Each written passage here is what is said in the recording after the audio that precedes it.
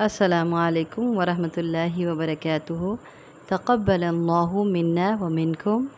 آپ سب کو میرے اور میری فیملی والوں کی طرف سے عید مبارک، اور اللہ تعالیٰ آپ سب کے روزے اور نمازیں اور قرآن پاک کی تلاوت اور صدقہ و خیرات اور نیکیوں کو قبول فرمائے، اور اللہ تعالیٰ اس عید کو بہت مبارک بنا دے۔ عید مبارک ہم سب کی طرف سے۔ تو آج انشاءاللہ العزیز ہم عید والے دن ایک خاص کام جو ہم سب کو کرنا چاہیے اس کے بارے میں ڈسکس کریں گے انشاءاللہ۔ نبی کریم صلی اللہ علیہ وسلم جب فارغ ہو گئے نماز سے اور خطبے سے، تو آپ صلی اللہ علیہ وسلم نے اللہ تعالیٰ کا تقوی اختیار کرنے کا حکم دیا۔ یہ جابر رضی اللہ تعالیٰ عنہ کی روایت ہے اور بخاری اور مسلم کی روایت ہے متفق علیہ سے۔ تو آپ صلی اللہ علیہ وسلم نے اللہ کا تقوی اختیار کرنے کا حکم دیا اور اللہ تعالیٰ کی اطاعت کرنے کی ترغیب دلائی لوگوں کو، اور پھر اس کے بعد لوگوں کو واعظ و نصیحت کی، اور پھر آپ عورتوں کے پاس آئے اور عورتوں کو واعظ و نصیحت کی، اور ان کو واعظ و نصیحت کرتے ہوئے نبی کریم صلی اللہ علیہ وسلم نے ارشاد فرمایا، یا معاشر النساء، اے عورتوں کی جماعت، تصدقن، صدقہ کیا کرو۔ یہ وہ عمل ہے جس کے بارے میں آج ہم نے جاننا ہے۔ تو صدقہ کیا کرو، کیوں؟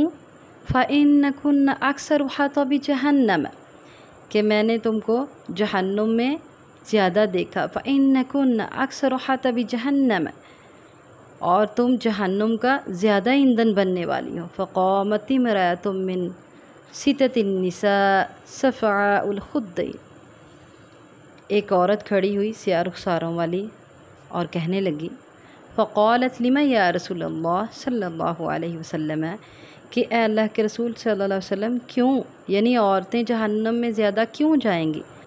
فقال، تو آپ صلی اللہ علیہ وسلم نے ارشاد فرمایا، لِأَنَّكُنَّ تُكْثِرْنَ الشِّكَايَةَ، اس وجہ سے کہ تم شکوے شکایات بہت کرتی ہو، وَتَكْفُرْنَ الْعَشِيرَ، اور تم خامند کی ناقدری کرتی ہو۔ تو یہ دو چیزیں ایسی ہیں جس کی وجہ سے عورتیں زیادہ جہنم میں جائیں گی۔ تو اس کا حل کیا ہے؟ ایک تو ان کو چھوڑ دینا، اور دوسرا صدقہ کرنا، اور یہ سب عید والے دن واعظ و نصیحت ہو رہی ہے، تو عید والے دن اس کام سے کبھی پیچھے نہ رہیں۔